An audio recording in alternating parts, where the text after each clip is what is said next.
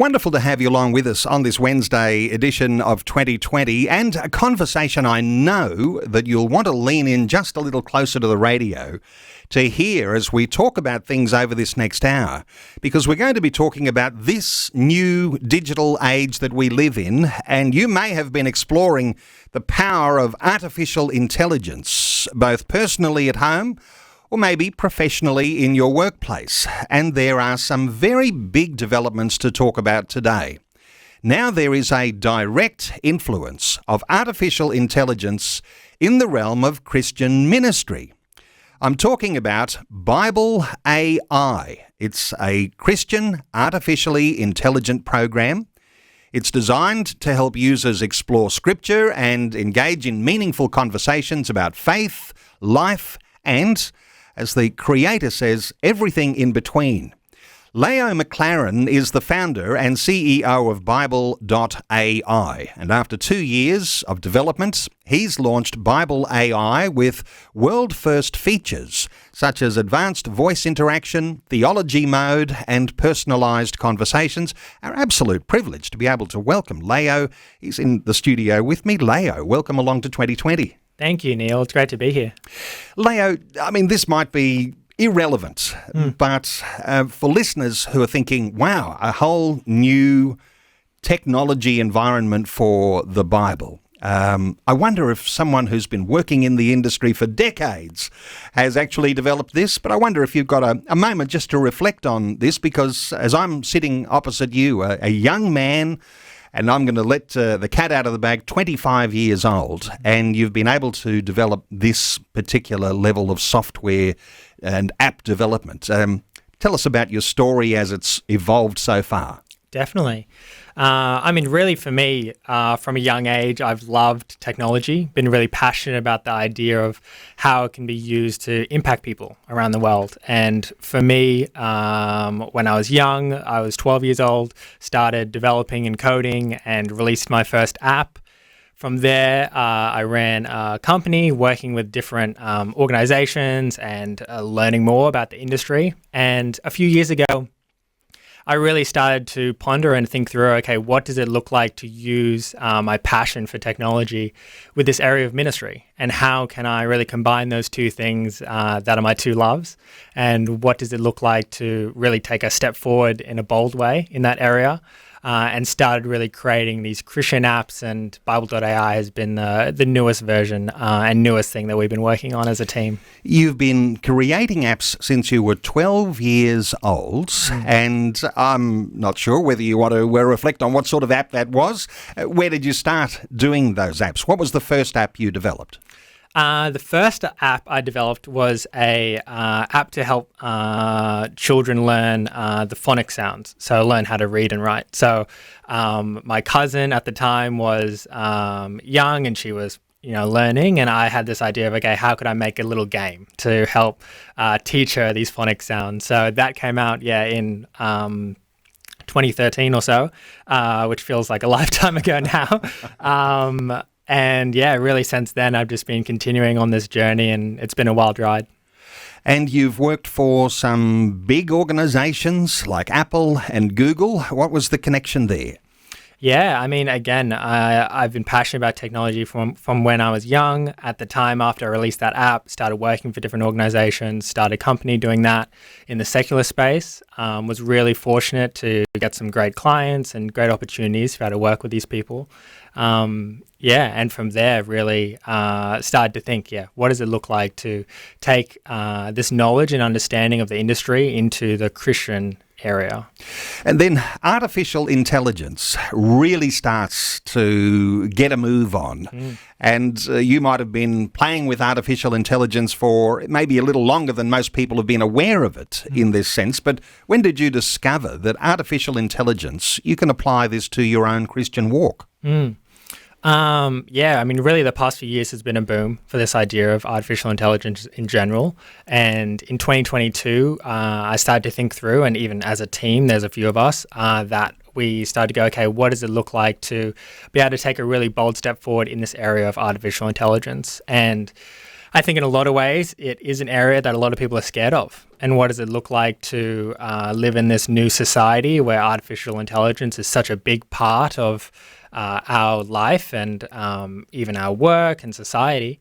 And for us, it was going, okay, what does it look like to show the positive side of this technology? And how could it be used to really help people from a biblical and spiritual? So, Leio, most of us now might have an app on our phone. We're able to read the Bible. In fact, you can read it in every sort of translation you can imagine. And we think that's a pretty good technology to have on our phone. What does Bible AI add to the experience of being able to access the Bible on your mobile device? Really for us, I think we've seen this progression of, if you look back even further in the 1440s, the printing press was invented, and Johannes Gutenberg invented the printing press to be able to allow the Bible to be able to be printed and given to each individual personally. And I think over the past, decades, we've now had phones where we can access the Bible, like you said, in all the different languages, anywhere and everywhere.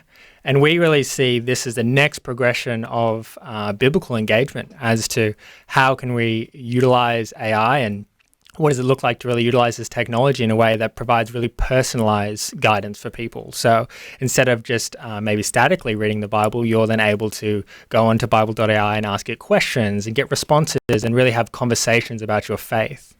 I'm sure there are some controversial things we'll get into, and I know that there might be listeners who might like to contribute by way of, asking the right questions that'll bring out the right things that they want to hear.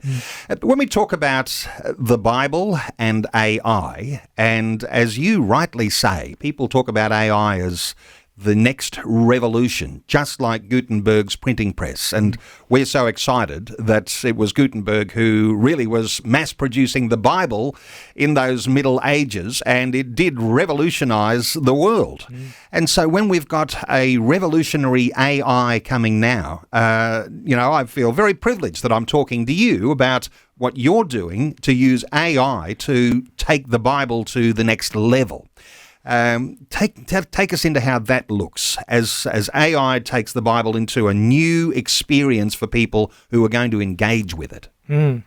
I think we really see that as experience as a tool and a spiritual companion on your journey to be able to go to again, have conversations about faith. A lot of people even utilize bible.ai, again, not just to next to their Bible as a tool that they're asking questions about the Bible, but also just generally for life advice. Like, what does it look like to get the Christian perspective on people that have anxiety or depression or struggling in certain situations, whether that be small situations in your life or large scenarios. It's something that you can go to and get the Christian perspective. And I think in today's day and age, that Christian perspective is such a needed thing in our lives.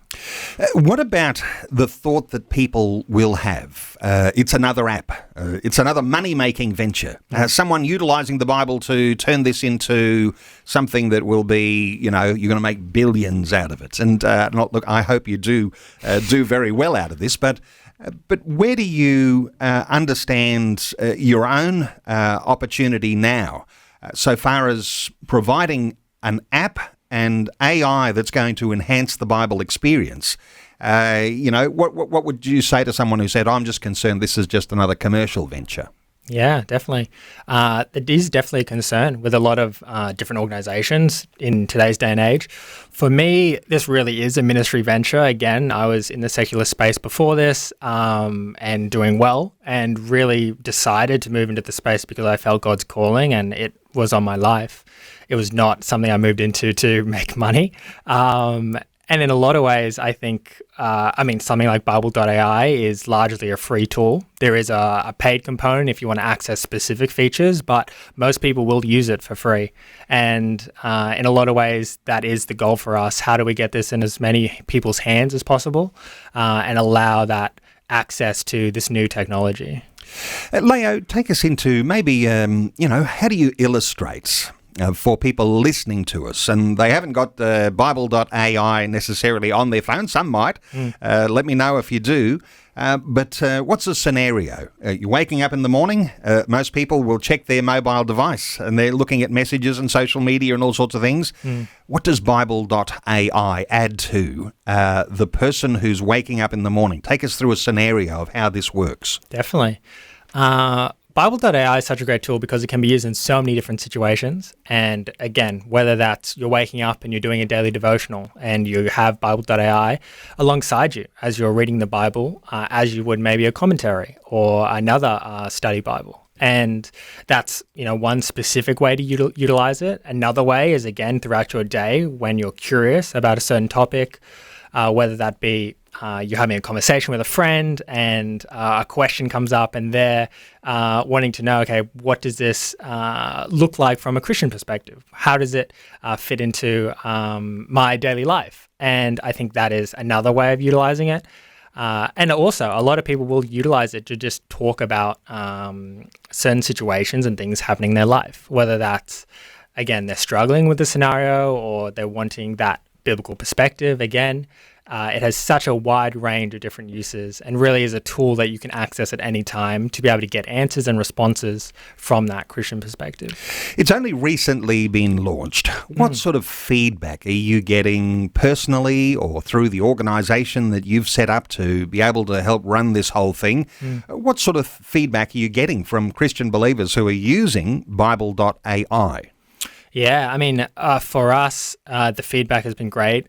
Before launch, and again, we spent 2 years developing this technology as a team and really talking to different ministry leaders and pastors and organizations as to how do we do this in a really safe way? How do we do this in a really knowledgeable way? And what does it look like to be able to be brought into those spaces for people? I mean, people's quiet time and their Bible study is a really sacred space for a lot of people. And we want to make sure that we are developing this technology in a really thoughtful way. And the feedback from people so far has really just been, they're happy that we're in a space that is, again, so new and innovative and showcasing how this technology can be used in a positive way. I mean, either way, AI is becoming a larger and larger part of our lives for all of us, no matter what area you work in or the society we live in is just moving towards that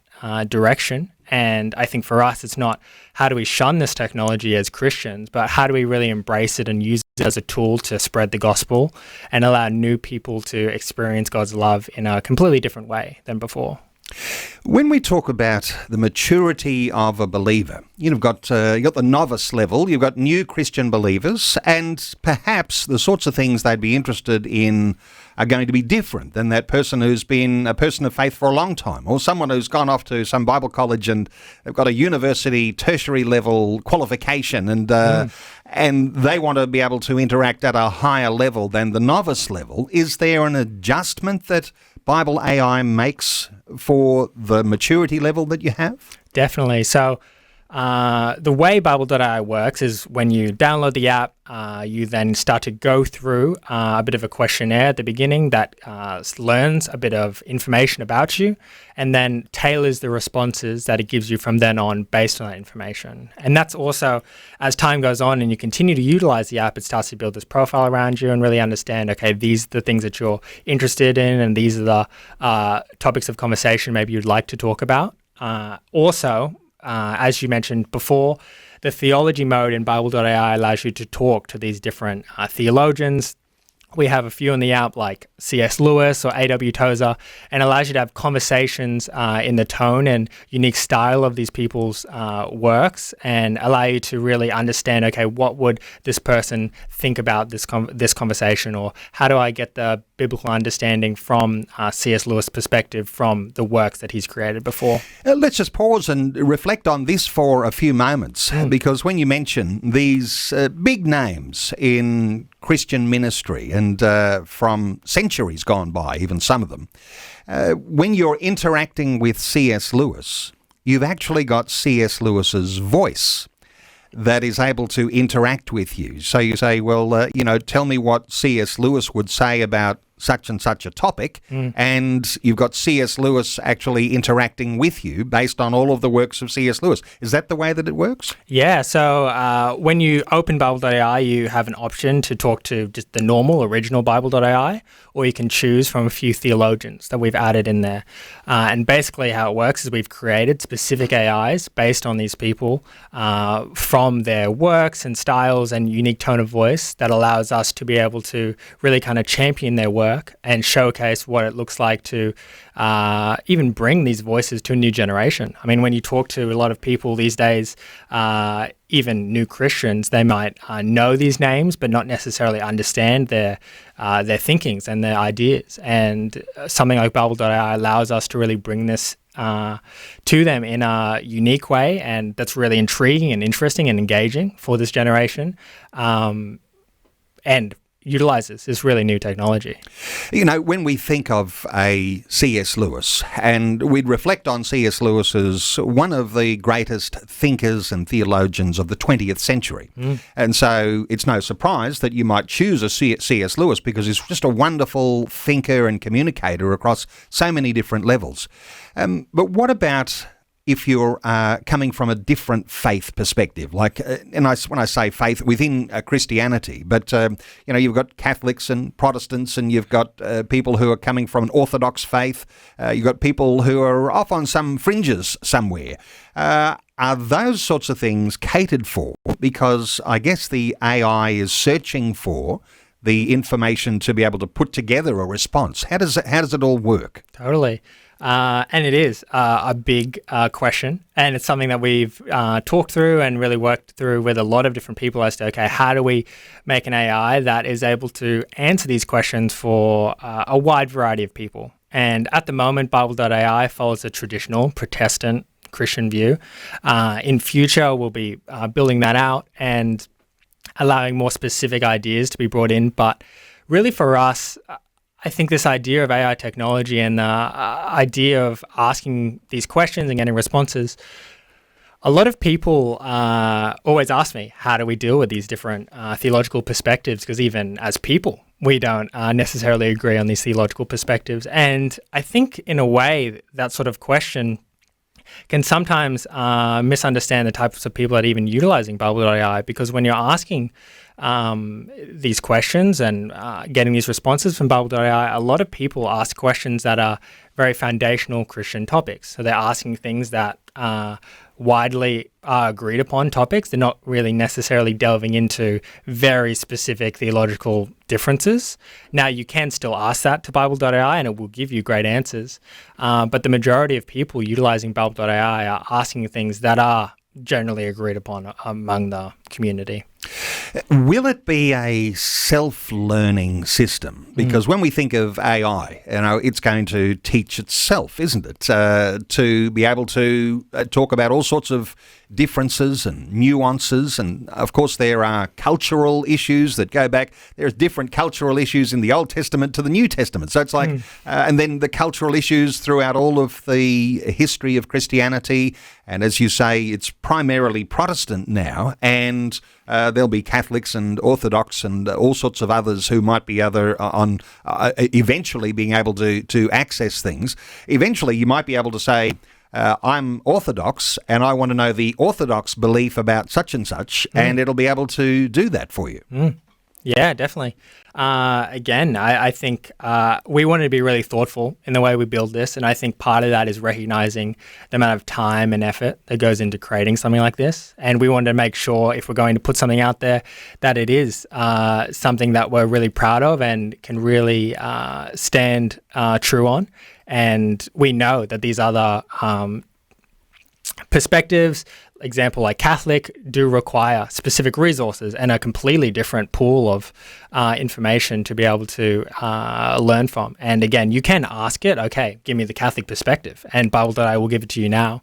But generally, if you just ask it a general question without specifying that, it will give you the Protestant view. A Protestant view. The Bible is, in its original languages, Hebrew, Greek and Aramaic language. So does the AI, in fact, search original languages rather than just the theological perspectives of some authors? How does that sort of fit in there if you're actually wanting to maybe go a deeper level here, Leio? Definitely. Bible.ai does have resources inside the data set that are Hebrew, Aramaic, and so forth. Really, I mean, the way we trained and created Bible.ai is we've sourced and built out this data set of millions of resources. So it takes in a huge, almost insurmountable to, I think, a human brain of resources that allows it to be extremely smart in so many different aspects, and including, Hebrew, Aramaic, Greek, so forth. Does it depend on the questions you are asking? Because when we're dealing with AI, we're all told that you've got to frame the question in the right way to get the most accurate response. Do you have to do a little bit of, is there a bit of, training you can do to ask it the right questions, or does it interpret in some ways what you're trying to ask? How does that work? It's very nuanced in its interpretation, So you can ask it, again, a really simple question or ask it a really complex question, and it will try and, start to understand, maybe the types of answers that I would like are different to the types of answers you would like. And there's different nuances and different, even academic level that maybe it will start to understand and build out as time goes along. So yes, it does tailor the responses to you personally, and that is, again, one of these points that makes this technology so different than anything else. Is my sister, who is learning about the Bible, can learn in a completely different way to someone who's 80 years old learning about the Bible. And the obviously depth and spiritual maturity of those different people allows you to really see and understand, wow, this technology is something that makes biblical engagement so unique and personal to people. I said there might be some controversial things we can discuss here. So, there are things that affect the way we live out our lives and our faith, because there are some who are believers in biblical miracles, and those miracles have never ceased, and they happen today. In so many churches, there's miracles happening all the time. But there are some people who say, I'm a cessationist. I don't believe those things happen anymore. Or, they might have their own nuance on what they think about that. But when you're dealing with those sorts of perspectives, how does Bible AI touch on those? Miracles or no miracles? Yeah, definitely. It's a great question. And it's something I think, again, is very unique to the type of question you ask. If you have a specific question, we can ask it now. We can see what it comes to. What would you like to ask? Do miracles still happen today? Okay, do miracle. I'm just typing it in. Yep. You're typing that in. Do miracles still happen today? Because there are some people who think that miracles have ceased. Prophecy and those sorts of, words of knowledge and wisdom, those sorts of things. So, okay, we got a response there? Yeah, here it goes. Okay, I'm just reading this from the app. Many Christians believe that God is still active in the world, performing miracles, both big and small. In the Bible, we see numerous accounts of Jesus performing miracles, such as healing the sick and raising the dead, Matthew 11:5. While they may not always be as dramatic, many people experience miracles in their lives through answered prayers, unexpected provisions, or profound moments of healing. Remember, Jesus said, "For nothing will be impossible with God." Luke 1:37. Have you experienced or heard of any miracles in your life or community? And this is something I think that also showcases the uniqueness of Bible.ai over just general AI, is the idea, firstly, it's providing scripture as it's answering to really give you a biblical base, but it also continues the conversation. So Bible.ai allows you to start to go, okay, it's asking, what is your experience with this? How do we really start to go, okay, again, bring this into your life. What does it look like in your day-to-day, and provide something that is not just a back and forth, but it's really just a conversation generally that you might have with another person. Leio, we've also got Tracy on the line, who was with us just before the news, and it demanded a little bit more attention than we had in just that few moments leading up to the news. Tracy, you were asking Leio about his family life. Just rephrase how you were asking him that question. Yeah, I'm just so excited and encouraged about this, Leo, just particularly within the youth space. I just had the question about your upbringing, and I know there's lots of parents that have challenges with their children on devices and getting that balance, and I'm sure you probably encountered that in your building an app at the age of 12 would have taken a considerable amount of time. So can you just share some encouragement about, or maybe even some things that were a bit hard between you and your parents, and how they sort of led you into this? Tracy, what a wonderful question. And just the context for listeners who might be just joining us, Leio is just 25 years old. Leio, what were your thoughts here for Tracy? Yeah, thank you, Tracy. Really for me, my parents have always been very supportive for me on this journey of building apps and again, being involved in technology. I think for me, even this idea of technology is really, again, my passion, my calling, and something I think I was really fortunate to be able to work out from an early age that it was what I wanted to be in. And I think being able to impact people, although it's been a journey to get to this point, I mean, it's so obvious that God has been through every step of the way with me to be able to help me to utilize my gifting with technology, and now to be able to help people through a tool like bible.ai. So again, I think it has just been, my parents have been very supportive of me in whatever direction I wanted to take this from a young age. And even initially it was, again, in the secular space. And I think now it's turned into being within the Christian arena. And I think that is something that has been just so encouraging, I think, for me personally, to be able to do something that helps people and really has a lot of meaning and influence into people's lives. I think for me, it's extremely humbling. So having really supportive parents has definitely pushed me along this journey. Of course, I have been on this journey, making sure that I am still not on the technology completely and utterly my whole life. But again, it has been a big part of it, and really is, even from a creative sense, the way I think I am able to work in that creative area of my life. Further from you, Tracy? Yeah, I can hear the wisdom in your voice, and I'm just so I praise God for this, and really look forward to. When my son gets home from school, I think we might look into downloading it and having a look. I think that there's so much potential with children wanting to be on devices, but to use it for God's good and His glory. So I just pray that this will just fill such a void in lots of lonely people, and maybe potentially, I don't know if there's guided prayer and things like that are available where you can ask the app for things like that. But I just think the potential here is amazing. So well done. Thank you. Tracy, thank you for what a great contribution that is, really asking some good questions there about the character of the developer, the creator of this, because I think we're hearing a special honour to your parents here, Leio. And interesting, as Tracy, before I let Tracy go, just to unpack a little about guided prayer, because you might find yourself in a dreadful circumstance. You can mention that circumstance to Bible AI, and will it give you a way that you can pray for the circumstance? Yes. Well, again, thank you so much for that, Tracy. It's very encouraging. It definitely will. So you can ask it about any sort of area of your life and get a guided prayer. It also has daily devotionals, which has specific guided prayers in there for you.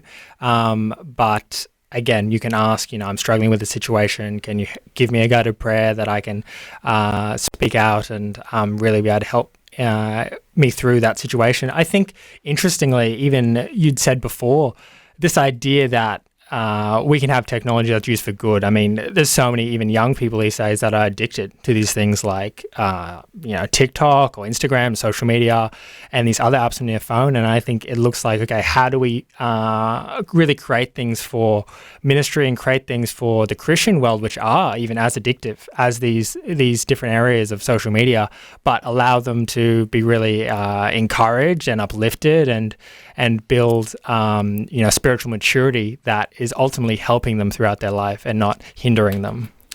Absolutely. Thank you so much. Wonderful to hear from you, Tracy, in Esperance in WA, and our talkback line open on 1800 316 316. You might like to interact with our special guest today, Leio, and he's ready to take whatever question you can throw at him.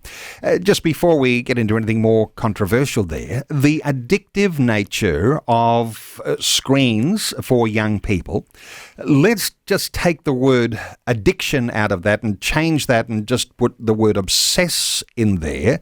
In some ways, we do want young people to be obsessed with being a follower of Jesus, to be a person of faith, to have something that is not obsessed with the world, but obsessed with Christ. If we use the word addiction, we automatically think of something that is evil, but this is you've created now, Leio. It creates an opportunity to get away from the addiction to the things of the world and to be obsessed with something from God. Is that a fair way of talking about what you hope people will do? Definitely. And I think it is, an epidemic in today's society where you have so many young people which are, obsessed with their phones. And I think for me, something I'm just generally really passionate about is, okay, I don't think as a society we can shun technology because in reality it's in every facet of our lives. But it's how do we really utilize technology in a positive way? How do we utilize it in a way that's uplifting and good for me and, again, helps me through my life and doesn't give me anxiety or depression or stress, but is able to be used to encourage me and uplift me and bring me closer to God in a spiritual sense. And I think that does require utilizing new technology like AI, where it's something that's really engaging and super interesting and unique. And that is what is required to be able to get the Bible and really the excitement around learning about the Bible in today's generation. Okay, 1-800-316-316 if you'd like to join in our conversation. And if you have the Vision app on your phone, simply open the Vision stream there and there'll be two little buttons you could press. One of those would be to call in, and that'll give you the 1-800-316-316 number. There's another little button there that says text. Well, thank you to Nate who sent through a text. He says, is there an ethical issue in this AI technology being used to put sermons and teaching together for congregations? Blessings from Nate. What about the usefulness or the threat that there might be for the use in Christian ministry of Bible AI? Yeah, it's a great question, Nate. Bible.ai isn't specifically built to do sermon prep or write sermons for pastors. It's really for congregation members and just general Christians to be able to utilize to learn more about their faith. So we're not targeting that demographic.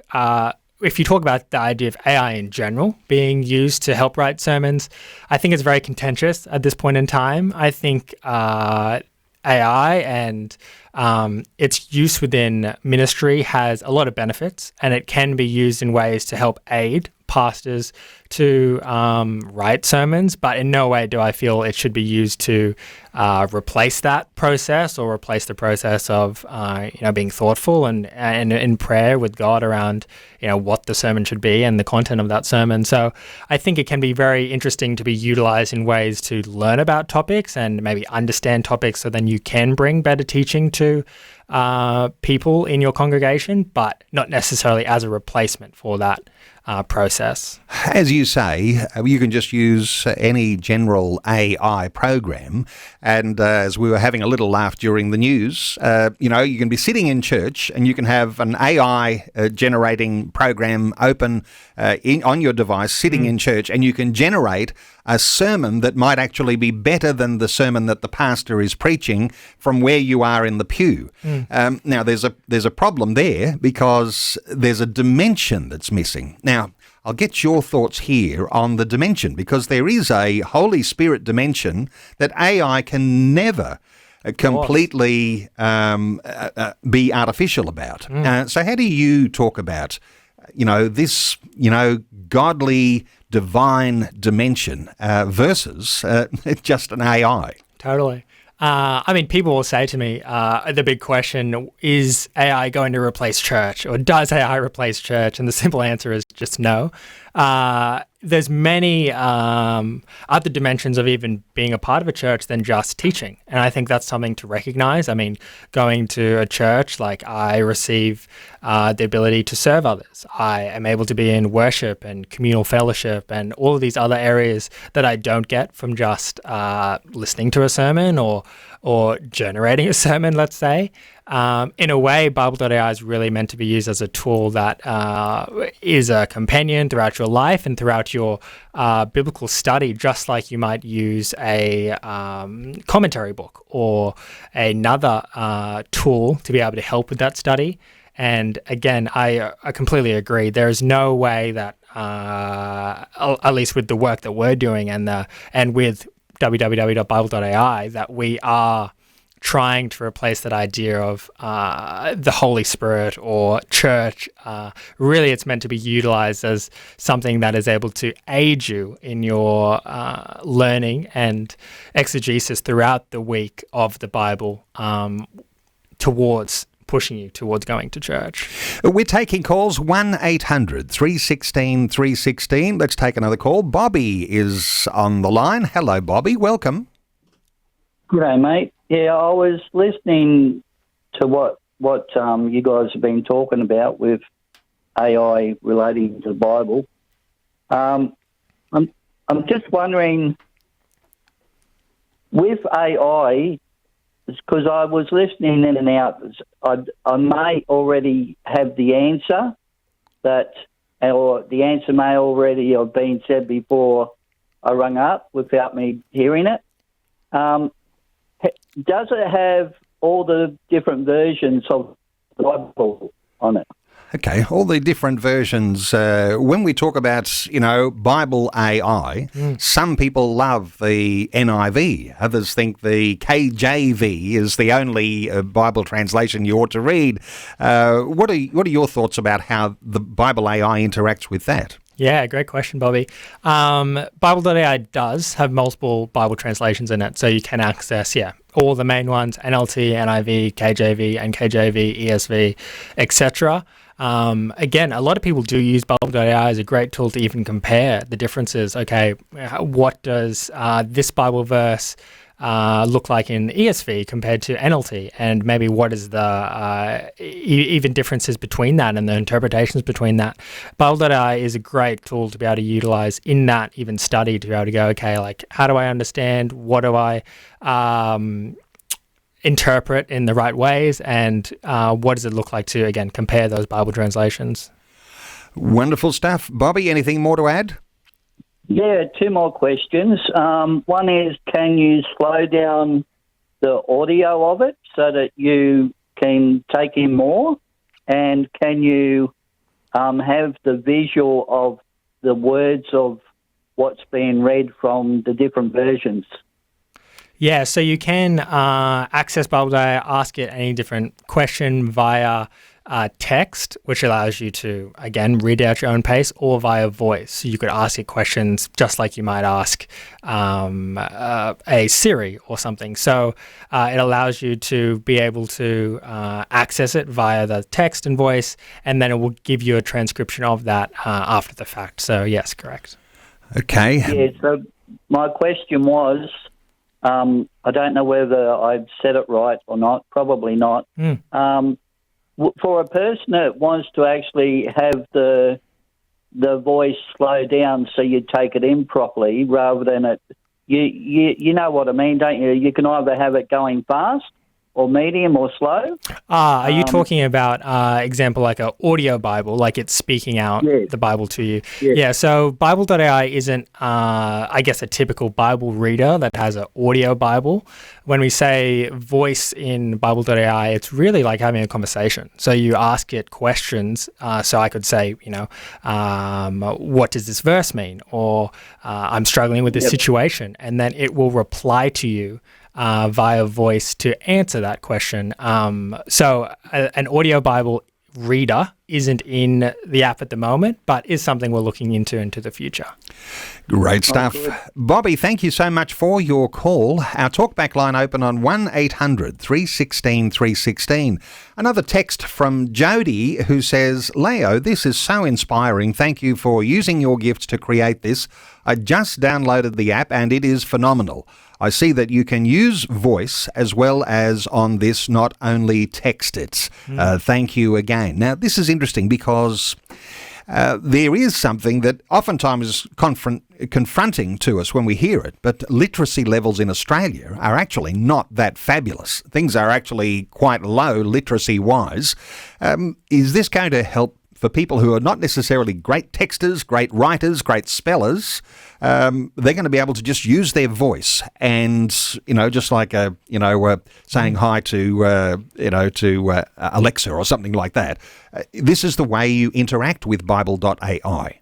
Yeah, that's correct. So bible.ai is really unique in the fact that it does allow you to text it to get answers and responses, or you can utilize your voice to ask it for answers. So something I think was really interesting is, again, like you said, it really does provide this new dimension for people to be able to engage with the Bible and even access that where they can do it completely hands-free. So you have people even utilizing it in the car or while they're, cooking or doing a different activity, but also, again, allowing people with low literacy levels that struggle to type or read for long periods of time, and even people that have accessibility issues in those areas where they can utilize it, again, hands-free.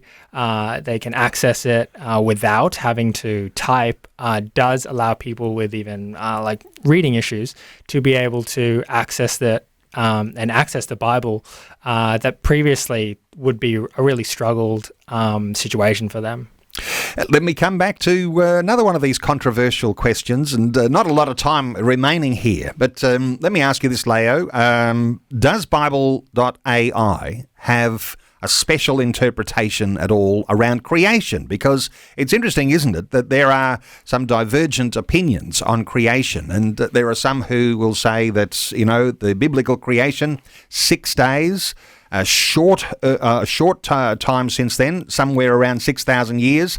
There are others who'll say, it's a long thing, and we just syncretize a evolutionary theory, and we try and make the Bible fit evolutionary so-called science. And then there's others who are sort of somewhere in the middle. How do you deal with that? How does Bible AI deal with a short or long-term creation?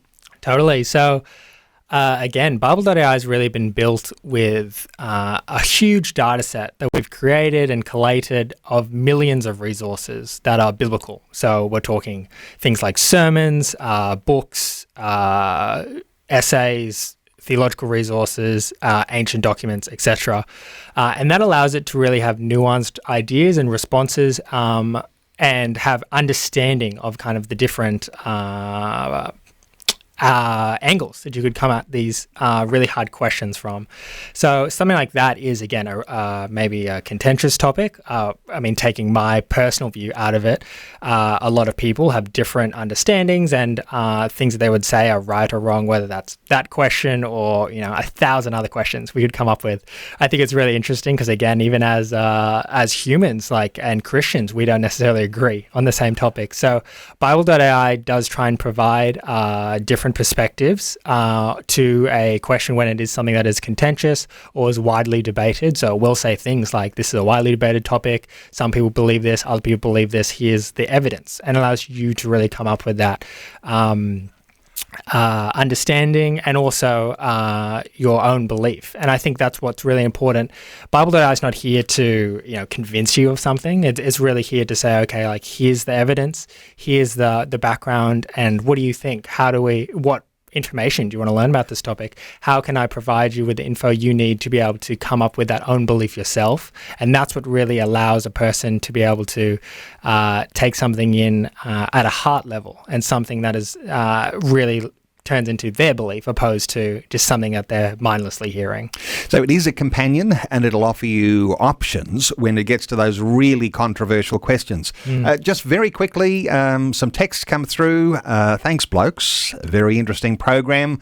Could we hear an example of this app on the air now, please? Brett in Condoblin. I don't think we're going to have time to hear any examples. We might have to set up something like that so that you can actually hear that. We might have to plan a day like this, and we'll get our diaries out later, Leo. Yeah. Another question was about the Bible AI. Looks like it's only for Apple. How do we use it on Android? Totally. So at the moment, yes, it is available for iOS only. It did just come out a few weeks ago, so it's a very new technology. We are working on the Android version, so stay tuned for that soon. Okay, and we'll squeeze in one more call. Donovan is in Pingelly in WA. Hey, Donovan, need to be quick. What are your thoughts? Yeah, just the controversial thought that I would like to kind of check Bible AI on is that some believers believe in the rapture and others don't, and wanting to know what's the reason for some believing and some don't believing in the rapture. Okay, yep, the rapture being the thought that there'll be a catching away of Christian believers in the end of times. What does Bible AI say about that, Leia? Definitely. And look, I encourage you, download the app and ask it the question. I think the great thing about this technology is, again, I mean, you can do it yourself. It's available. www.bible.ai allows you to go on, ask that question, have that conversation, ask as many questions as you'd like and really put it through its paces. Again, ask it some hard questions. Come back to us with your feedback as we continue to develop this. With, again, something like the rapture, it will provide a nuanced response, provide you with those different understandings and allow you to kind of be able to take that information in and come up with your own belief on that situation. And on these controversial topics, and Donovan's still on the line with us, it's test it and see, put it through its paces, stretch it as far as you can. You can't break it, just put it through its paces. And at the end of the day, if you think that somehow or other leading you astray, you're probably not going to use it. But but you're probably going to be given options you might not have even considered when it comes to the way you get your thoughts around those issues. That's a real value there, because sometimes we're in a narrow way of thinking, and something like this might just extend our way of thinking to different positions. Further from you, Leo, just the fact that that's what enlarges us sometimes. Definitely. I completely agree. I think it allows you to be able to, again, build those beliefs for yourself and be able to go, okay, there's an understanding maybe I wouldn't have thought of, or now I know how to be able to express that to my friend who's a new believer and asking me that question. And I think that is something that is really great about the app, is the fact that it's infinite in the types of questions you can ask, or the questions you can ask is just really never ending. So it allows you to go on, ask controversial questions, phrase it in whatever way you would like, and get that really personalized response. And thank you so much, Donovan in WA. Time has run out. For listeners, we've been saying bible.ai. That's how you find it. Simply do a search for bible.ai. Easy to download if you've got an Apple device right now. You've got to wait a little longer if you've got an Android device. So that might, this is going to double the size of capacity as soon as you're available on Android. But how long do you think, Leo, before Android might be available for listeners? Hopefully very soon. I can't give an exact timeline yet, but again, we're working very hard on the back end to allow it to be as accessible as possible to people. And again, we've had such great feedback so far, and just a huge amount of people all around the world utilizing it. It's only been out for a few weeks, so again, extremely new technology. Even with the voice, it really is a first of its kind app. So yeah, please try it out and continue to give us feedback and be on this journey with us as we really take a step forward in this idea of utilizing AI in the Bible and really what it looks like to be innovators within the Christian space.